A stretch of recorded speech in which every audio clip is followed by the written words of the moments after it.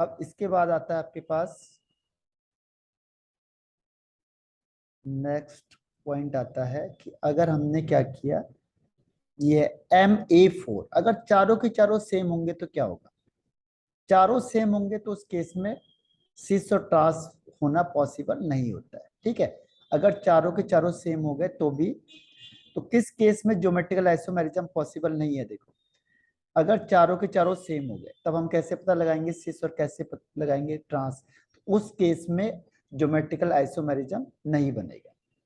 अगर तीन सेम है एक डिफरेंट है तो भी हम कैसे बताएंगे, तो इस केस में भी ज्योमेट्रिकल आइसोमेरिज्म नहीं बनता। इसे लिख लो, क्योंकि अभी क्वेश्चन आपके पास आएगा आगे कि इसमें कितने ज्योमेट्रिकल आइसोमेरिज्म बनेंगे, या किस में बनते हैं किस में नहीं बनते। तो ये आपको ध्यान होना चाहिए कि ज्योमेट्रिकल किस केस में बन सकते हैं और किस केस में नहीं बन सकते।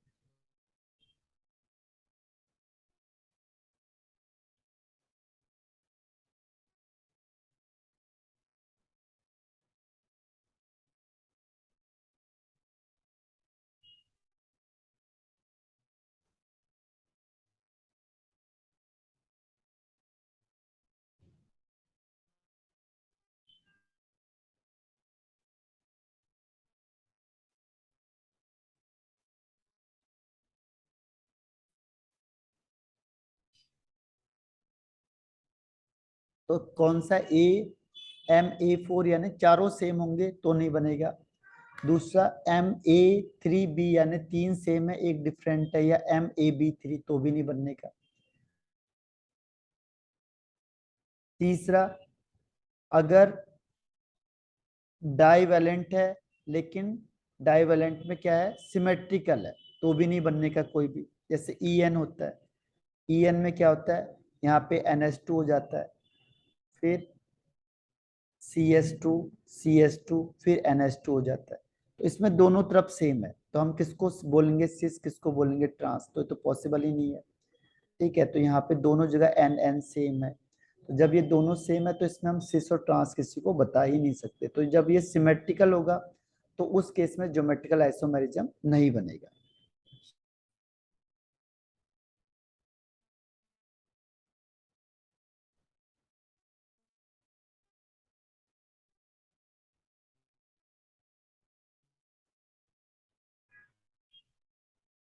Okay sir.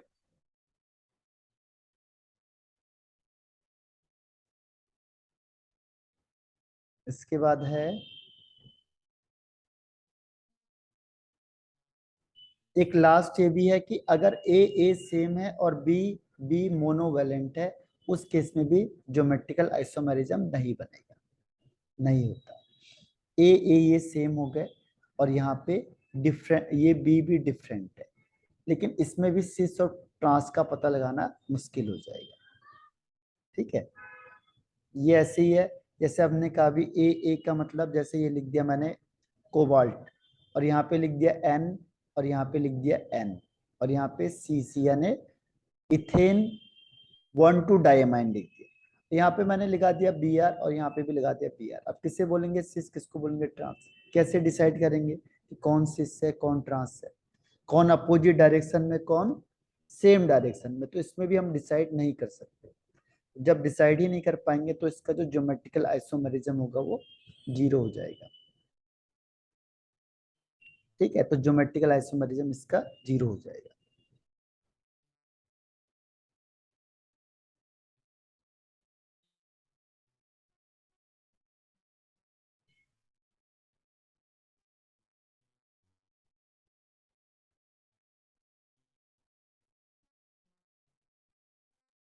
Yes sir. अब आते हैं जब कोऑर्डिनेशन नंबर 6 होगा। कोऑर्डिनेशन नंबर 6 के लिए क्या है, देखो, कोऑर्डिनेशन नंबर 6 कब होता है, जब हाइब्रिडाइजेशन होता है sp3d2 या d2sp3। ठीक है, अब इस केस में भी बहुत सारी पॉसिबिलिटी है सिस की और बहुत सारी पॉसिबिलिटी है ट्रांस की। ठीक है, तो अब हम लोग इसको पहले, इस डायग्राम को बाद में करते हैं, पहले हम लोग इसके बारे में ऐसे देख लेते हैं, तब उस ये तब समझ में आएगा 1 2 3 वाला क्या लिखा हुआ है। पहला देखो, अगर चारों सेम है तब भी कोई नहीं बनने का, पांच सेम है एक डिफरेंट है तो भी नहीं बनने का। तो इससे लिखते चले जाओ,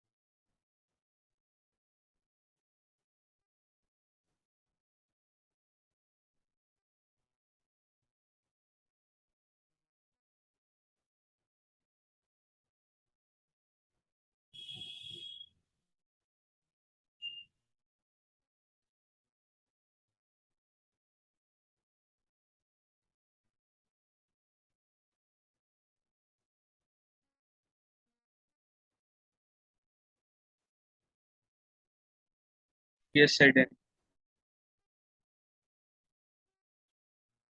अब इसके बाद आता है next is,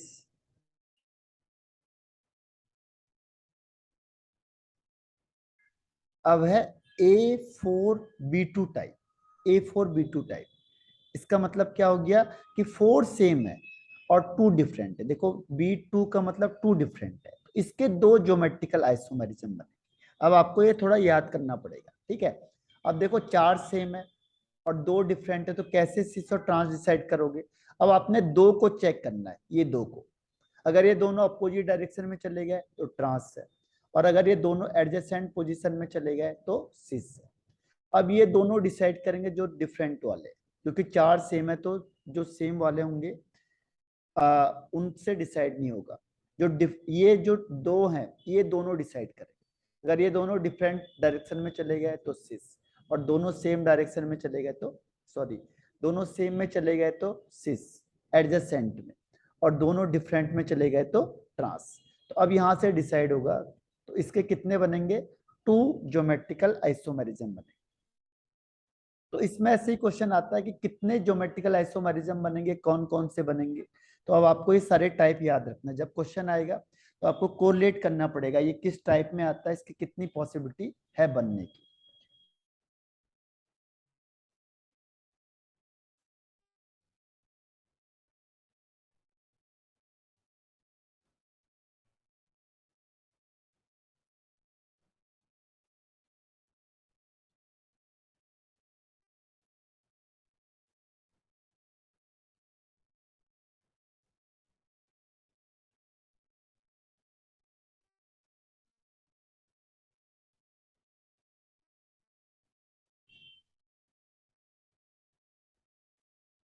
Yes, I did. अब इसके बाद नेक्स्ट आता है कि A4BC टाइप। अब A4BC यानी कि जब 4 सेम है और 2 डिफरेंट हो। 4 सेम का मतलब जैसे मैंने NH3 ले लिया, यहाँ पे भी NH3, यहाँ पे भी NH3, 4 NH3 NH3, 4 NH3 हो गए, ठीक है। अब 2 डिफरेंट ले लिए, 2 डिफरेंट कुछ भी हो सकता है, जैसे यहाँ पे Br हो गया, यहाँ Cl हो गया, ठीक है। तो अब किसको सिस और किसको ट्रांस करेंगे, तो फिर आपको वही देखना जो डिफरेंट वाले, ये डिफरेंट एक ही डायरेक्शन में चले गए तो हम इसे सिस बोलेंगे। जो 4 सेम है उससे नहीं देखने के, अगर ये जो डिफरेंट वाले हैं कैसे चले गए, अपोजिट डायरेक्शन में, तो उसको कहेंगे ट्रांस। तो अब जो डिफरेंट वाले हैं, जैसे ये बी से बी आर बना लो, सी से सी एल बना लो, तो अब ये दोनों अलग अलग डायरेक्शन में चले गए, और ये NH3 है। तो अगर अब जो सेम वाला उसे नहीं देखना हमने, जो डिफरेंट वाले हैं वो कहाँ है, उसकी पोजीशन कहाँ पे है। अगर ये एडजेसेंट पोजीशन में पहुंच गए तो उसे कहेंगे ट्रांस, और अगर सेम डायरेक्शन में आ गए तो उसे कहेंगे सिस। तो इस तरीके से इसका टोटल 2 ही ज्योमेट्रिकल आइसोमेरिज्म बनते हैं, सिस एंड ट्रांस।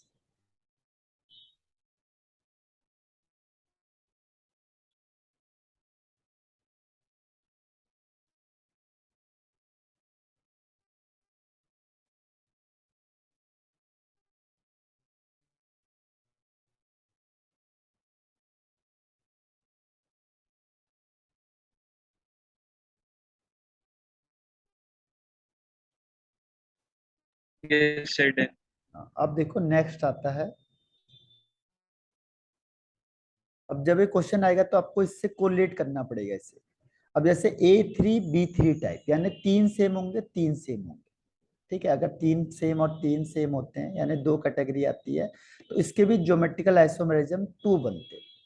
अब इसमें क्या होता है, देखो इसके लिए एक वर्ड आता है फेसियल। फेसियल का मतलब देखो 3 एक साइड आ गए तो एक फेस जैसे लग गए, तीनों के तीनों यहाँ पे 3 एक जैसे आ गए, तो इसे कहते हैं फेसियल, और शॉर्ट में से FAC कह देते हैं आइसोमेरिज्म। यानी सिस की तरह होता है, सिस का मतलब एक ही डायरेक्शन में हो गए, लेकिन सिस से ज्यादा जो बढ़िया वर्ड है यहाँ पे वो है आपका फेसियल आइसोमेरिज्म कहते हैं इसको।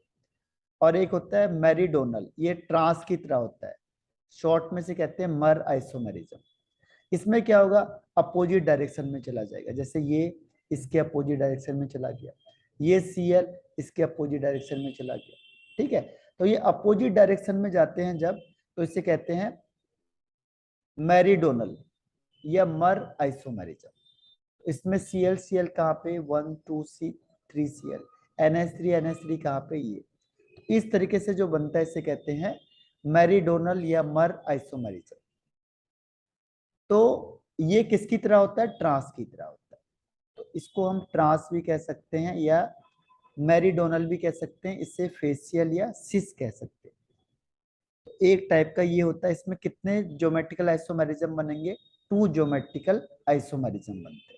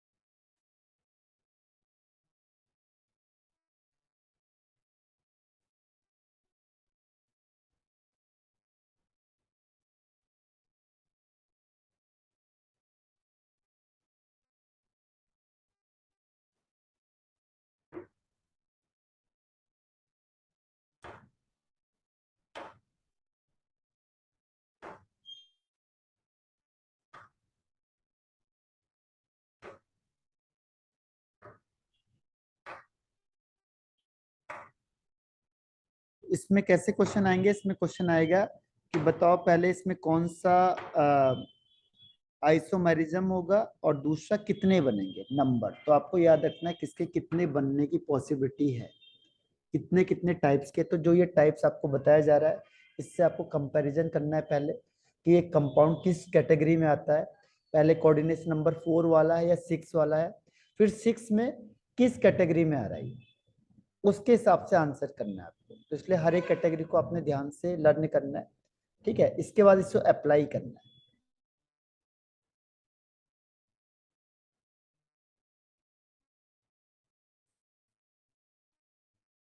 हो गया। Yes sir. हाँ, तो ये लगभग लगभग एक आध टाइप और है, इसमें खत्म हो जाएगा ये। तो आज के लिए इतना ही करो, मैं क्वेश्चन देता हूँ, एक बार आप ट्राई करके देखना कितने बन सकते हैं आपसे, ठीक है।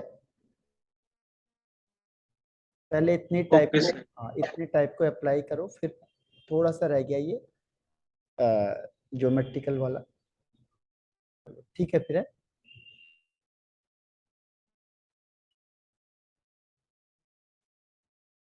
इतना बहुत है। ओके।